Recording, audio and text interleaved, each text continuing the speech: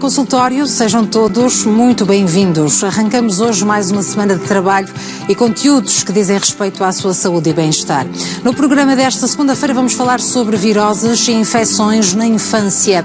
É comum que as crianças tenham até 10 doenças virais por ano nos primeiros anos de vida. Esta é uma das maiores preocupações dos pais que têm os seus filhos em creches e infantários. Vamos esclarecer algumas dúvidas, mas também desmistificar alguns mitos sobre este assunto e vai poder ligar para fazer a sua pergunta relacionada com pediatria. Na última hora do programa vamos falar sobre cancro. Vamos, acima de tudo, saber como se vive com esta doença. Quais são as questões mais comuns de um paciente após saber um diagnóstico, como o cancro interfere na autoestima, nas relações pessoais, na vida profissional. Vamos estar à conversa com o José Carlos Neves, um testemunho que vai falar na primeira pessoa e partilhar connosco a sua experiência, mas também vai estar connosco a doutora Sónia Rego, médica oncologista. Queremos que participe, faça a sua pergunta ou partilhe connosco o seu testemunho. A oncologia vai ser o assunto da última hora do programa. E o número de telefone é o mesmo de sempre, 225083297, o número de telefone para o qual pode ligar e pode já inscrever-se. Pode também entrar em contacto connosco através do endereço de e-mail consultório@portocanal.pt. Está no ar o consultório.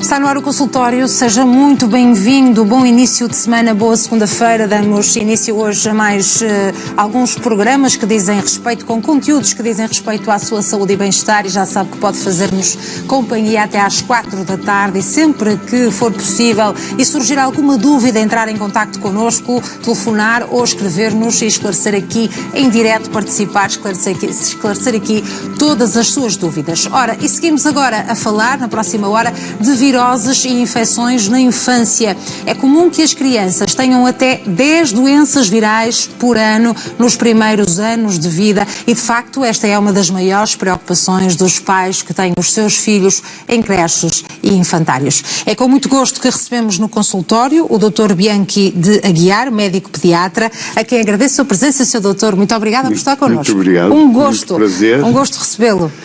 É um gosto também para mim estar aqui, Alexandra, e o público em geral que me vai ouvir, porque é sempre bom uma pessoa poder comunicar com as pessoas de uma forma simples, e como clínico pediatra acho que quem lida com crianças a tempo inteiro, sem ser a nível hospitalar, tem alguma experiência diferente daquilo que comumente as pessoas fazem. Alguma experiência, disse o Sr. Doutor, com tantos anos de experiência, de facto, é muito bom, acima de tudo, aprender consigo. Muito obrigada por partilhar connosco esta... Não vai aprender nada comigo, porque eu não sei mais que os outros, mas simplesmente a única coisa que acontece é que tenho uma prática transportada aqui para poder transmitir às pessoas que estão interessadas, uma conversa maioritariamente dirigida à parte geral dos cuidados primários e dos conhecimentos sobre a doença nos primeiros anos de vida da criança, onde realmente as pessoas podem perceber um bocadinho que a premência do médico nas primeiras horas de uma doença pode não ser o mais importante de tudo. Sobre isso é que eu penso que podemos conversar um bocado. Tenho muito gosto em estar aqui. Tenho muito prazer em estar aqui, cumprimento toda a gente e espero que possa dar satisfação àquilo que vocês esperam de mim. Tenho a certeza que sim. Muito obrigada, Sr. Doutor, por isso. Podemos começar, ou posso começar por lhe perguntar, nesta idade pediátrica e principalmente numa fase em que os pais colocam os filhos nas creches e nos infantários, quais são as infecções e os vírus mais comuns? Bem, isto aqui vamos começar por distinguir quando e como é que as crianças chegam aos infantários. Sabe que o infantário em francês chama-se garderie, que é um sítio onde se guardam crianças, que não é de todo aquilo que nós gostamos, é um termo que aparece depois da Segunda Guerra Mundial, pela necessidade do trabalho intensivo das mães e ter alguém que tome conta das crianças. Neste momento é completamente diferente. O significado do infantário permite que os infantários aceitem crianças desde o terceiro, sexto mês, em seguida, e muitos deles até aos 5 anos, e muitos deles na continuação dos seus ciclos escolares. Portanto, o infantário em si, eu costumo dizer, e diz muitas vezes em brincadeira, que o infantário é um infectário. Um infectário. Um infectário. Não é tanto assim, pronto, mas na realidade, quanto mais precocemente a criança vem para o infantário, maior a probabilidade de entrar em contacto. Estamos a falar em patologias víricas, mas também estamos a falar podemos falar em patologias infecciosas, mas comumente o vírus é o lugar comum da patologia da criança no primeiro ano de vida.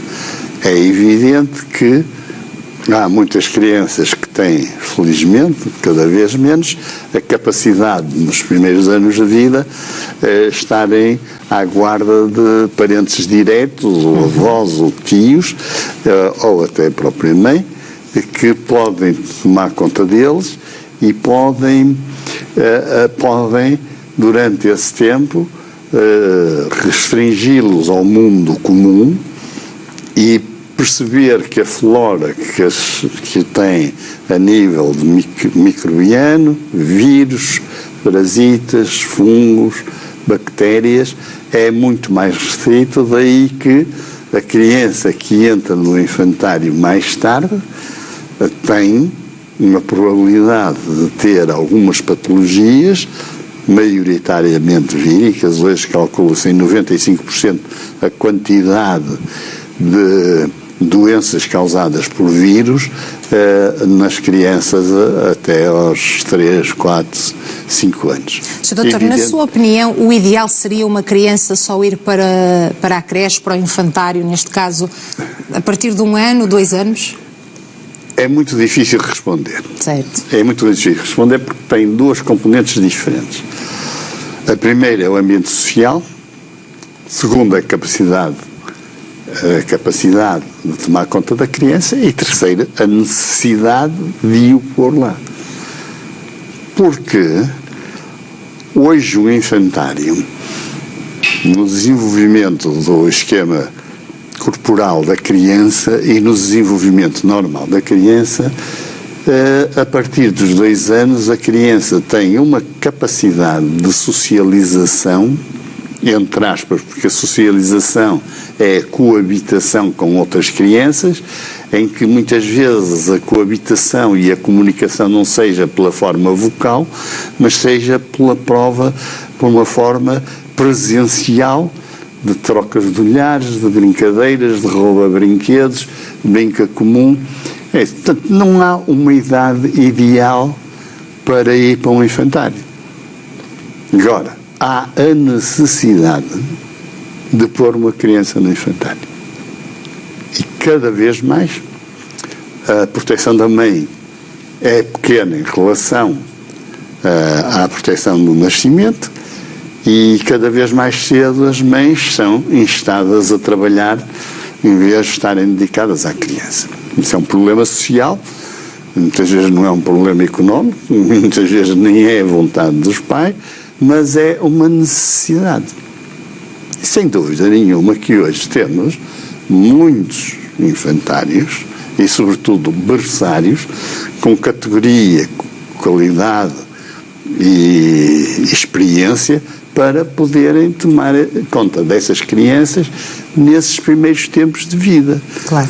E daí se distingue um berçário de um jardim de infância. Evidente que nos primórdios, quando isto começou, 5 anos era a altura em que eu só ia para um jardim de infância. Depois passou para 3 e começou-se a institucionalizar a criança aos 3 anos no infantário. Neste momento, evidentemente que o desenvolvimento psicomotor da criança e a sua capacidade de comunicação, talvez gestual, talvez por olhar, talvez manual, que eles possam ter a capacidade de aos 2 anos estarem num sítio onde estão juntamente com outras crianças. É evidente que a capacidade de infecção ou a probabilidade de infecção nestes grupos depende das idades, depende do histórico anterior em relação à presença e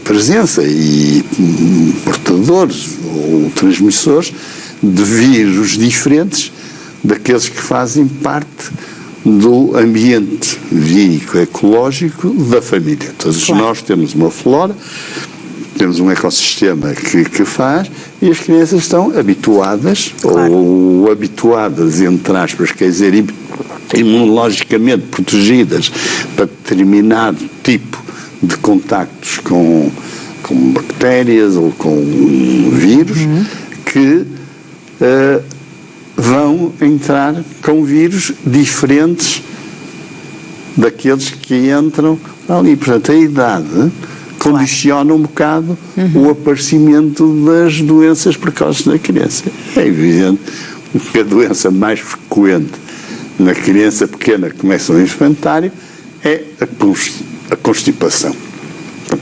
É mais frequente, é mais comum. Mas é de longe. E, evidentemente, que estão identificadas, não sei, mas milhares ou dezenas de milhares ou centenas de milhares de vírus diferentes, não tipificados, embora o rinovírus seja, na maior parte das vezes, o provocador desse tipo de doença. Portanto, esta é, primariamente, a patologia dos primeiros anos do infantário. Está claro que hoje, por exemplo, com a vacinação que nós temos em relação ao rotavírus, que é um vírus que existia, e eu falo que existia porque, na verdade, hoje o número de gastroenterites por rotavírus diminuiu assustadoramente. Uma doença hoje que o adulto praticamente se torna portador do vírus, mas consegue passá-lo para a criança. E depois a eficácia e a efetividade da vacina é uma coisa relativa, nem todos concordam qual é o tempo de imunização da vacina, mas na realidade estas gastroenterites víricas por rotavírus ou até às vezes por adenovírus, para as quais há testes rápidos e diretos para fazer o diagnóstico, que se fazem num consultório, por exemplo, com um rotadeno, é uma fitinha que uma pessoa faz, põe nas fezes e descobre o inimigo. Mas muitas das vezes eles têm a sintomatologia toda e o teste rápido não é suficiente para uma pessoa fazer o diagnóstico. Mas apanha a maioria das causas de infecção. Agora, para nós, o mais importante não é a causa da infecção, é a infecção em si. Porque, como sabe, tirando já bastantes antivíricos, não se podem chamar antivíricos porque não há nenhum medicamento no mercado que provoque a morte do vírus. O vírus é um germe, normalmente unicelular, e que agora são medicamentos que impedem a replicação dos vírus. Mas agora, a única coisa que nós temos de perceber é que temos uma diversidade de vírus que é inimaginável. Não digo números porque não tenho a certeza, não há estudos. Não há estudos suficientes com a certeza, como a pessoa pode dizer quantos são, mas são centenas de milhares. Mas a concentração na identificação dos vírus tem duas explicações. A primeira é quando, na realidade, um quadro de uma doença vírica numa criança clinicamente não correspondente à doença comum, mas prolongando-se no tempo e na gravidade dos sintomas que obriguem a criança a ir ao médico, ao pediatra, ao serviço de urgência, para fazer a caracterização e, sobretudo, diminuir a parte sintomática da doença. Sr. Doutor, e os pais vão também ouvindo dizer de outros pais e familiares que as crianças vão apanhando estes vírus mais cedo, portanto vão ganhando defesas também. É esta a explicação? Pode ser?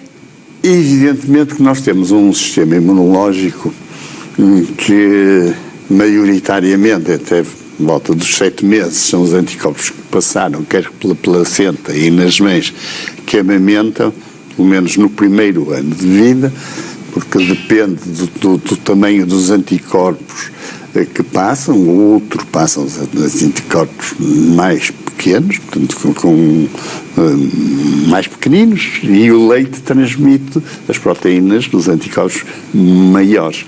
Portanto, a conjugação das duas coisas permite que a criança sobreviva esse tempo, até que imunologicamente constrói a sua própria forma imunológica de reagir, o que lhe permite não ter doenças enquanto está em casa, mas que não a vai precaver das doenças que possam ser contagiadas num ciclo comum, onde há várias crianças, nem todos temos nem uma microta, nem um ecossistema igual, e que ajudem a criança a reagir. Portanto, ela vai aprendendo, conforme vai lidando com os vírus mais comuns, a ganhar os anticorpos, a sua imunidade específica e até a memória imunológica. A memória imunológica ainda não sabemos completamente como é que funciona.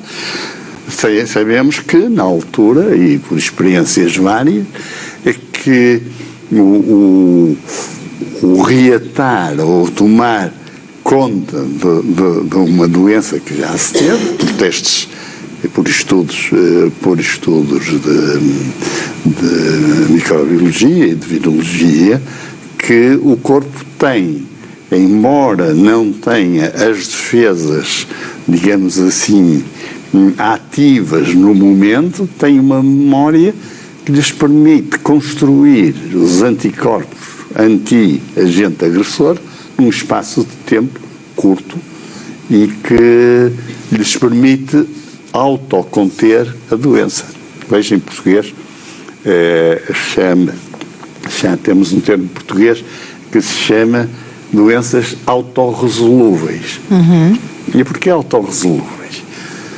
Porque o organismo consegue resolver essas doenças por si só, através da sua imunidade e através de rechamar ou formar anticorpos específicos para determinado tipo de vírus com que eles já tiveram contato.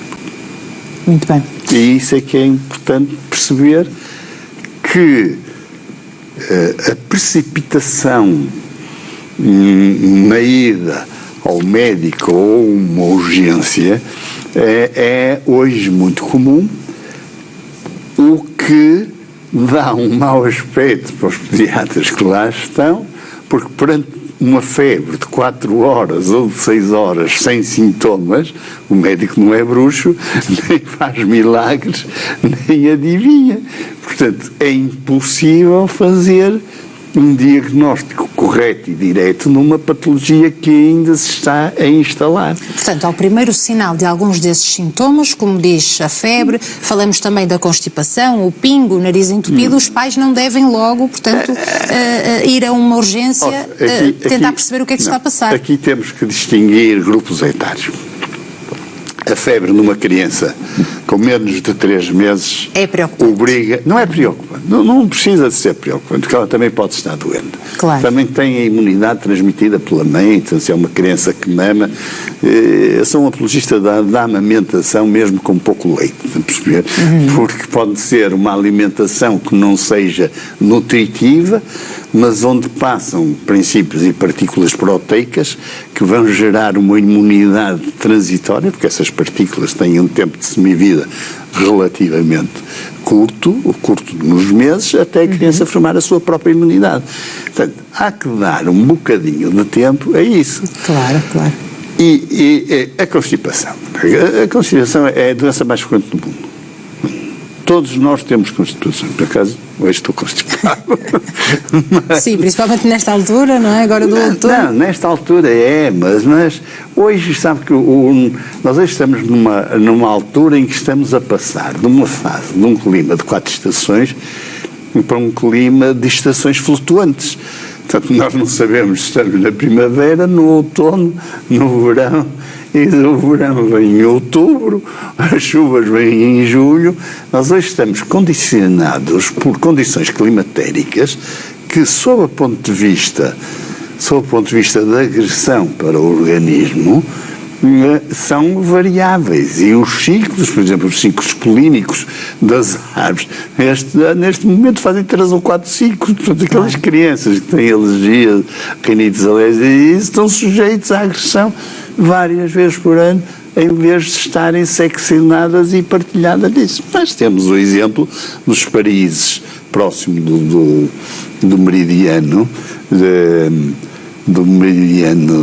da distinção do Polo Norte e Polo Sul, que têm esses climas e as crianças habituam-se, e o ser humano, como é um ser extraordinariamente adaptável e muito mais desde que a adaptabilidade seja precoce, eles ficam protegidos ou vão ganhando proteção.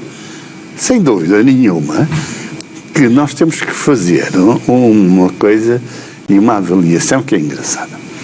Não há 2 crianças iguais. As crianças não são um automóvel, que muda de óleo não sei quantos, vais à revisão não sei quantos. Claro. Portanto, cada criança é a sua criança. Mas constata essa realidade, Sr. Doutor, que há muito essa ida... realidade. Claro, que há muito essa ida às urgências e ao médico pediatra quando surgem, ainda numa fase muito precoce, alguns sintomas. Não. Isto vem pela ansiedade das mães. Claro. E muitas vezes pela impreparação das mães.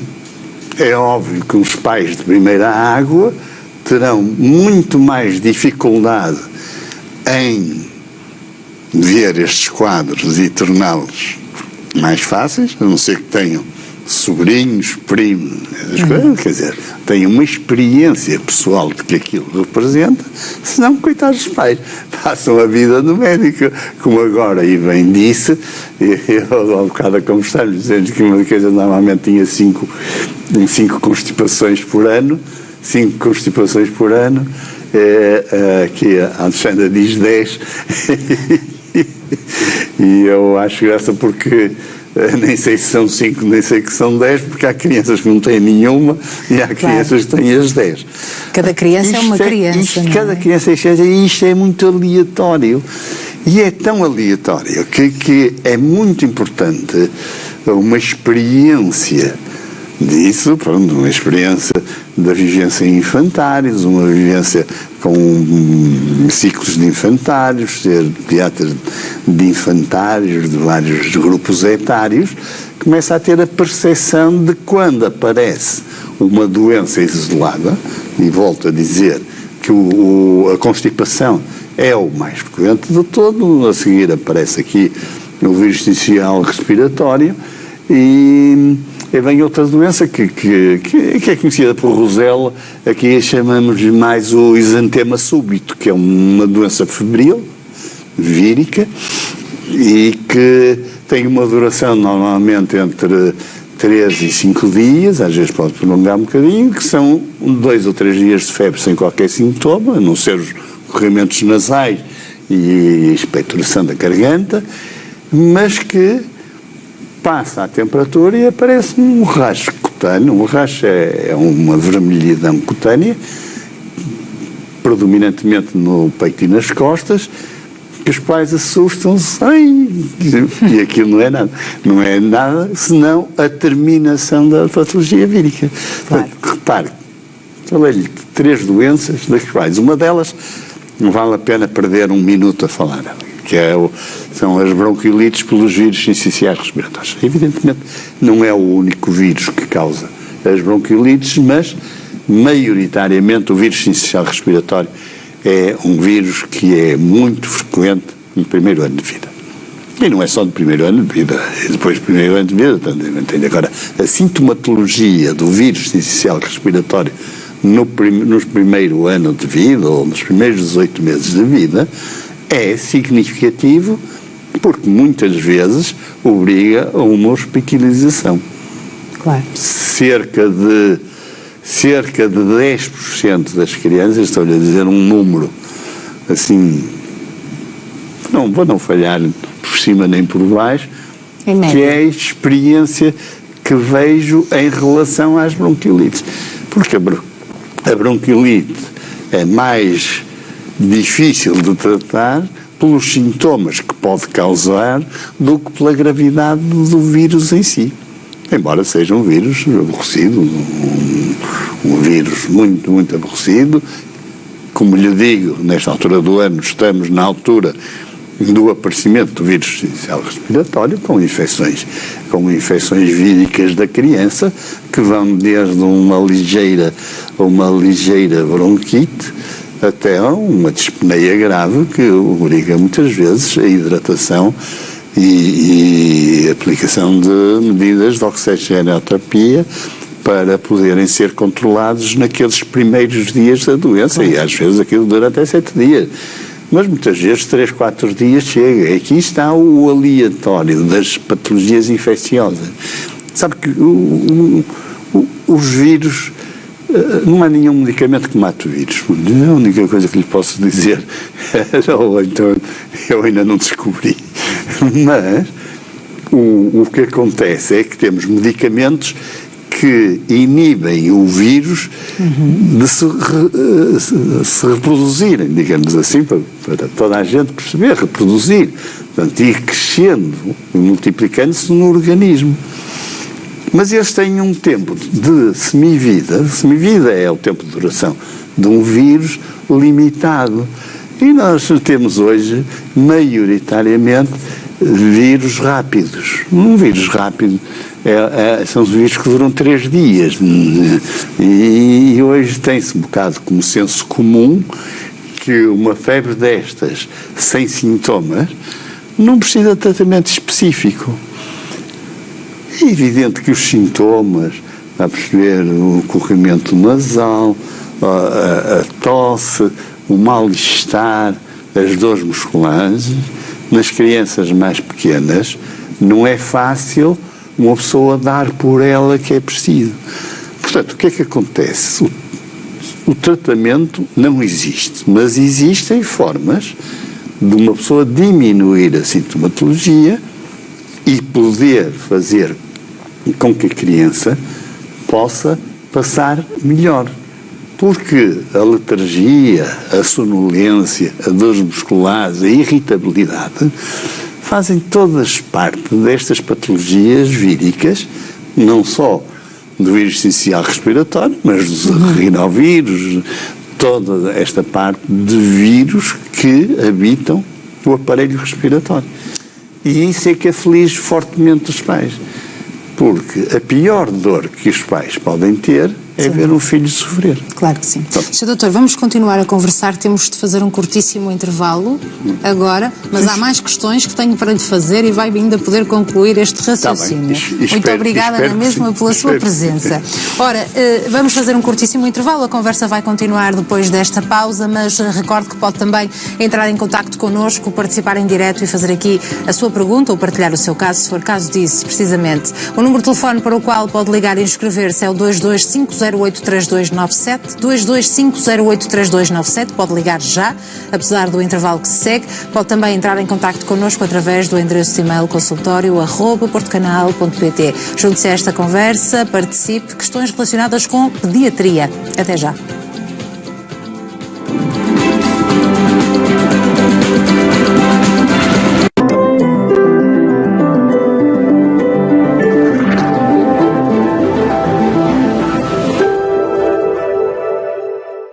Dia 7 de novembro, conto com o vosso apoio em cada curva e cada reta do MotoGP em Portimão. Juntos, vamos mais rápido.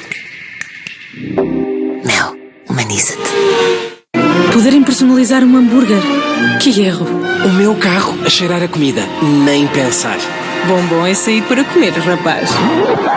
Há anos que fazemos asneiras. E vamos continuar a fazer. Desfrute do nosso sabor inigualável em cada produto 100% vegetariano e do novo longo vegetal no Burger King.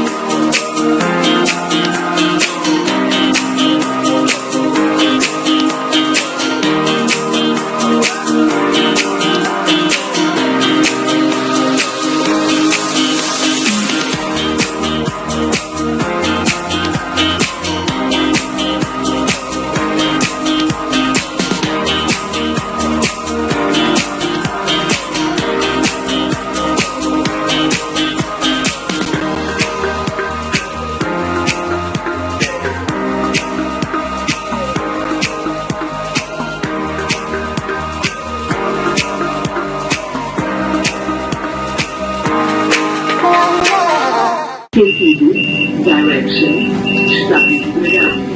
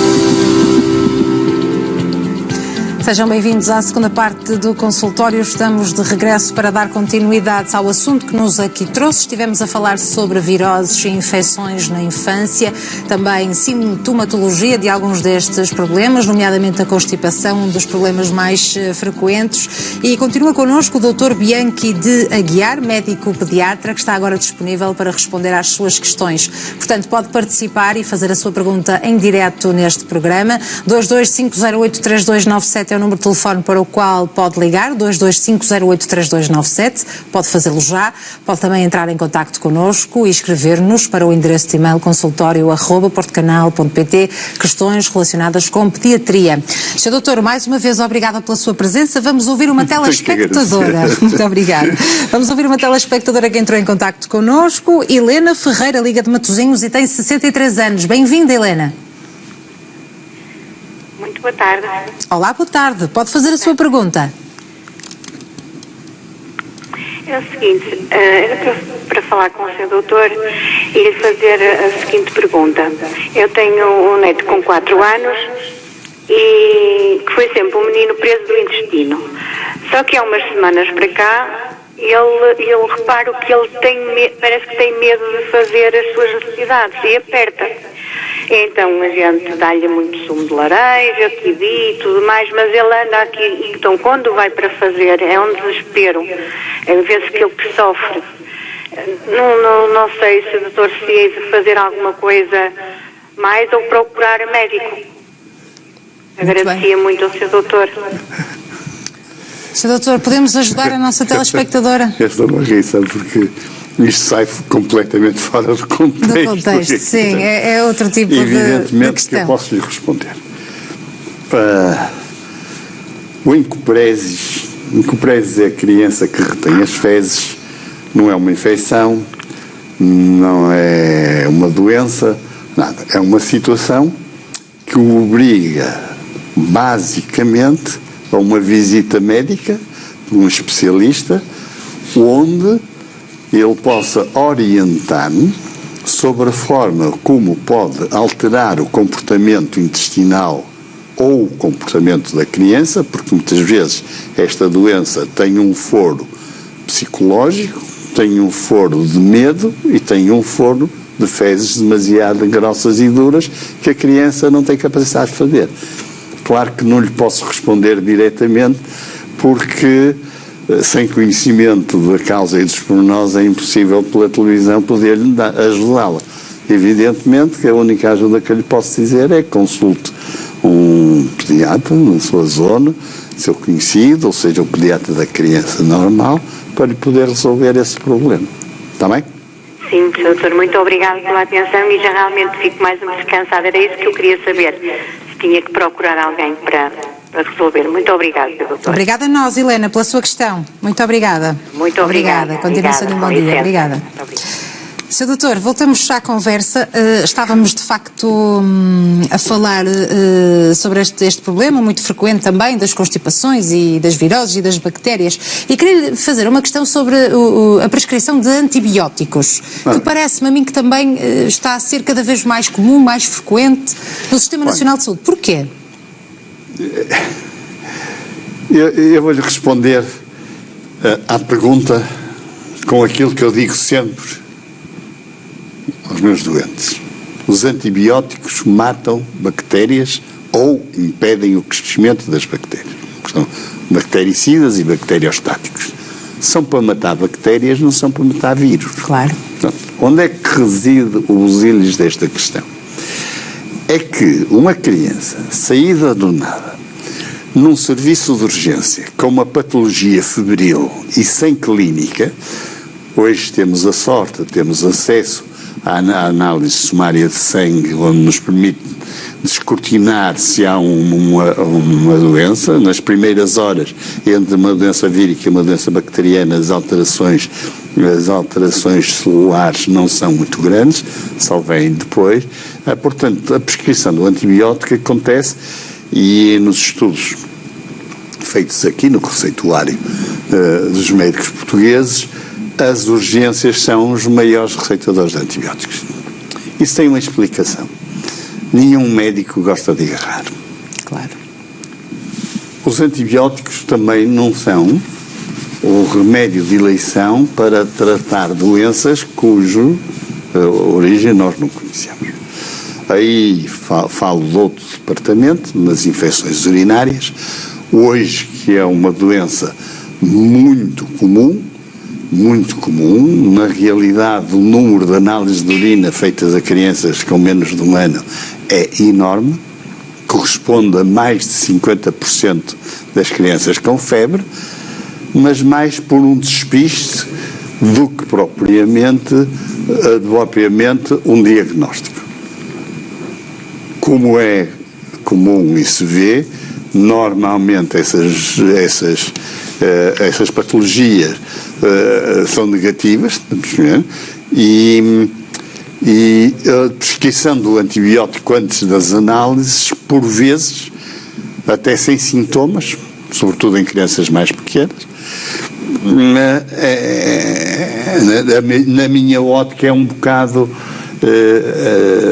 digamos, agressiva, é uma medida de defesa do médico mais do que de tratamento da criança. E hoje consegue-se um resultado bacteriológico de urina, não com a tipificação da bactéria, mas hoje o tempo que demora a tipificar uma bactéria de uma urina é cerca de 1/3 do que era há 5 anos atrás. Portanto, veja que consegue-se fazer um diagnóstico sem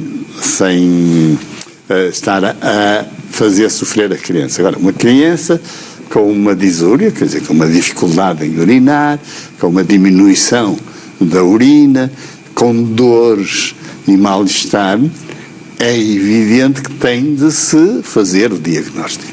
Agora, a prescrição do antibiótico deve ser, a meu ver, ou perante sintomatologia evidente, porque não tenho a dúvida. Estamos a falar de uma otite, amigdalite, por exemplo? Não, por exemplo, posso-lhe dizer que 95% das otites médias agudas no primeiro ano de vida são víricas. Isso é muito difícil para um médico que está numa urgência ver uma meninguite ou ver um tímpano ruborizado ou lopado, não? Definir se é uma patologia vírica ou se é uma patologia bacteriana. Claro. E é lógico que uma forma de defesa pessoal e em abono de uma probabilidade, o antibiótico possa ser prescrito. Mas vamos a ver. Fica sempre um mas. Não, mas hoje na pediatria são 48 horas. Estamos vendo? Sabe que um quadro vírico é um quadro recessivo, portanto diminui a incidência com o tempo, e um quadro bacteriano é ascendente. Portanto, há uma pioria dos sintomas, por vezes um rompimento do tímpano com supuração pelo ouvido. Já é muito raro nos tempos de hoje.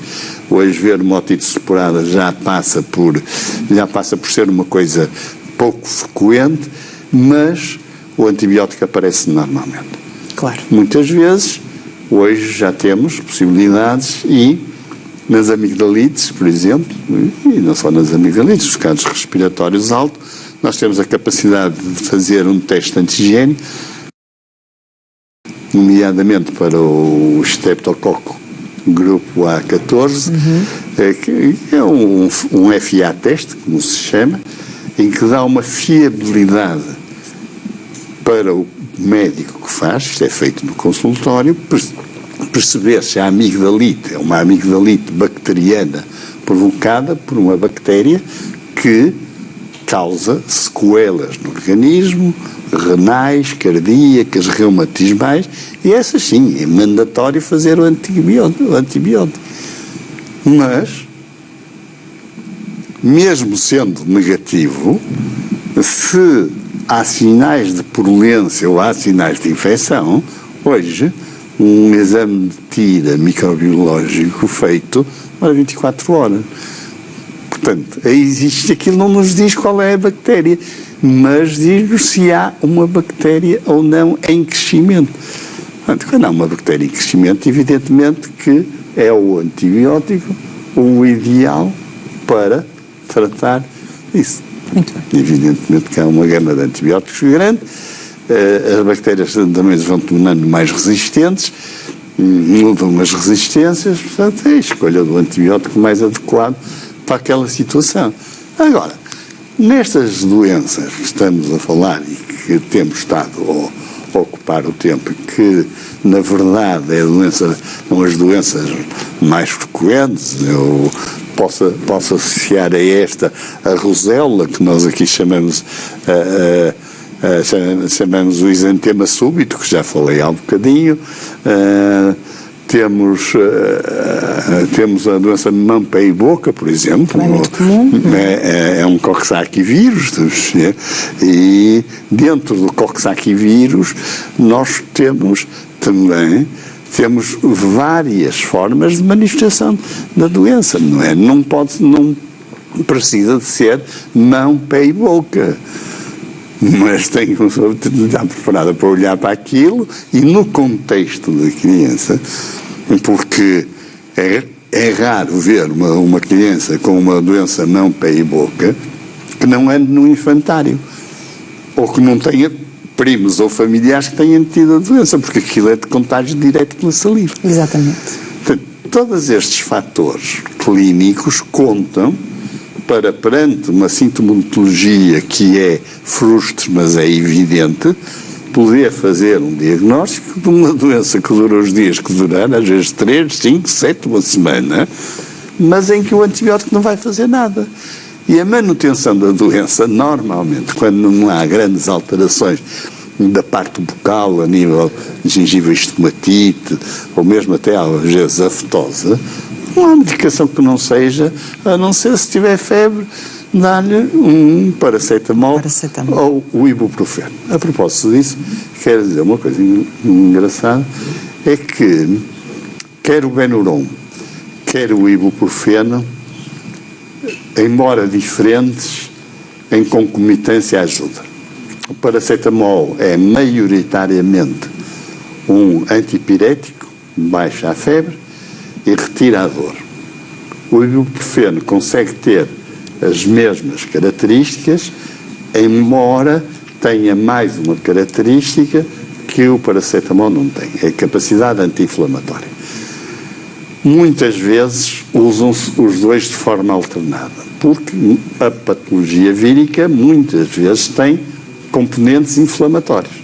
Só que o anti-inflamatório não precisa de ser aplicado em múltiplas doses diárias. Daí a alternância e a necessidade de um paracetamol para aquilo que seja febre e dor, sem outros sinais, sob um medicamento que é inócuo durante pouco tempo, mas que tem às vezes problemas gástricos ou restos cutâneos e que é um ótimo medicamento, serve para coadjuvar o tratamento de sintomas e sobretudo de febre e dor nestas doenças em que não há tratamento específico. Outras das grandes importantes que não falamos foi a limpeza da nasofaringe e do nariz. O soro fisiológico continua a ser o prevalecente.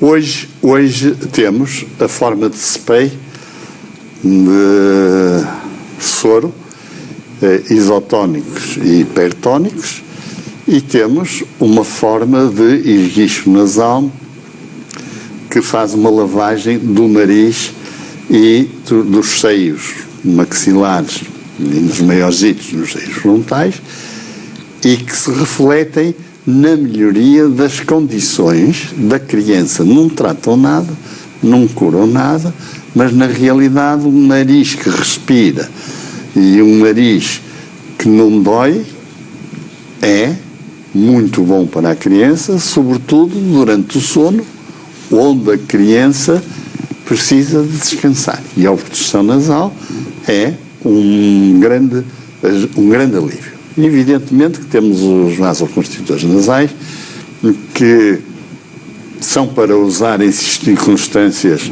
mais extremas, normalmente receitado por um médico ou por um pediatra, e que vão ajudar a diminuir a fase secretória do nariz e permitir, com uma vasoconstrição, abrir os canais respiratórios e permitir que a criança respire maioritariamente pelo nariz e não pela boca, que é uma coisa que a incomoda, que seca a garganta e desperta a tosse. Sr. Doutor, e pode servir como uma forma de prevenção, não é? E isso tem algumas dificuldades. Andei à procura disso porque surgiram aí vários sprays no mercado.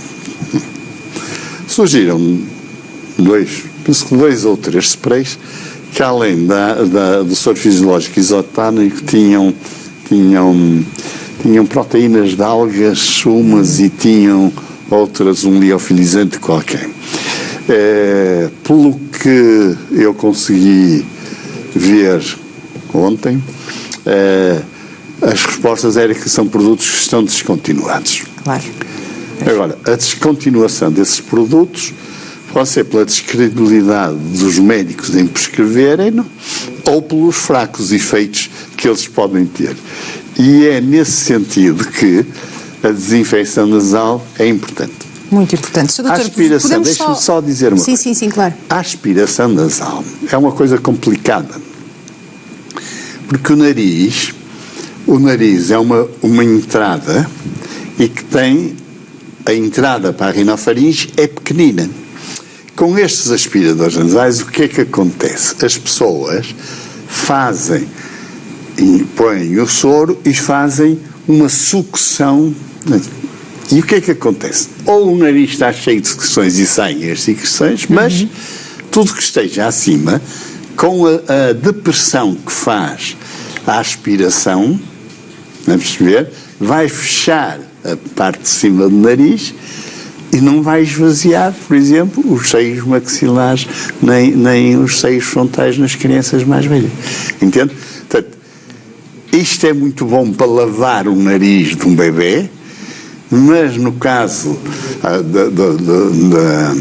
no caso da coriza, não é? Da constipação, não é a melhor maneira. Não é a melhor Portanto, forma. hoje há duas formas: a água do mar, quer hipertónica, quer normotónica, e os sprays de lavagem do nariz, que são um spray que é ou horizontal ou num vaso que é descendente e que fazem passar rapidamente de uma narina para a outra, apanhando os seios frontais e maxilares, onde o alívio é muito grande. Está claro que nas crianças mais pequeninas isso é uma coisa que não se pode, não se vai usar. Sr. Doutor, peço desculpa interromper, vamos só ajudar mais uma telespectadora que entrou em contacto com connosco certeza. E só temos 3 minutinhos. Junta-se a nós a Lourdes Soares, Liga de Santa Maria da Feira, tem 66 anos. Bem-vinda, Lourdes. Bom dia, boa tarde. Olá, boa tarde. Pode fazer a sua pergunta. Pronto. Ouça pelo telefone, Lourdes, Pronto, por eu estou a favor. ouvir. Pronto, a pergunta que eu queria fazer ao Sr. Doutor é a seguinte. Eu tenho um netinho que já tem 3 anos, faz 4 agora em dezembro. Só que ele, em julho, teve uma febre muito alta. E pronto, e nós fomos com ele ao médico e assim. E depois forma-se-lhe o nariz, fica com muita expectoração. Só que isso passou uns tempos e agora, há coisa de 15 dias não, em setembro, na primeira semana de setembro, teve uma convulsão com uma febre altíssima, 39,6, já não me lembro bem. Depois teve agora outra, a semana passada, estava muito bem com a mãe e de repente teve uma convulsão muito mais forte. E os bombeiros foram lá, os paramédicos foram lá também, e o menino só tinha 38,6. Não era febre para ter aquela convulsão tão forte, que o menino nem conseguiu guardar a urina, portanto até fez xixi e abanou a cabeça e ficou muito estarrecidinho a olhar para a mãe. E eu então, claro, nós como avós, não é? Estamos sempre com o coração, os pais estão, mas eu tenho a impressão que os avós estão mais.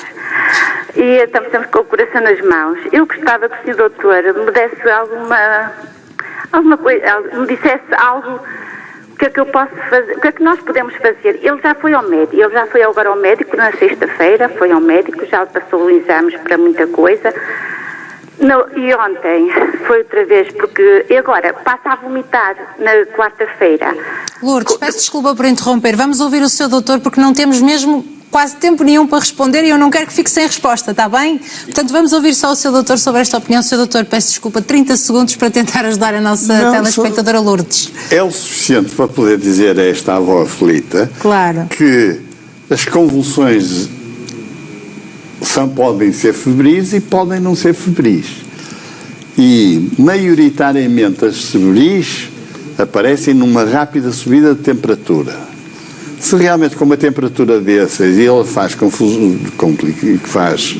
convulsões, tem que ser visto por um neurologista no sentido de descartar uma hipótese de um mal menor epilético ou de alguma patologia central que lhe desperte em convulsões com o aumento da irrigação cerebral provocada pela elevação de temperatura. Muito bem. Está bem? Lourdes, muito obrigada pela sua questão. Penso que conseguimos ajudar. Sr. Doutora, muito obrigada pela sua presença. Temos tempo para cumprir, senão tínhamos muito mais aqui para conversar. Sim, pode crer que temos. Sim, muito obrigada pela sua presença. Foi um gosto conhecê-lo e estar aqui e aprender consigo. Que tenha... Sem dúvida.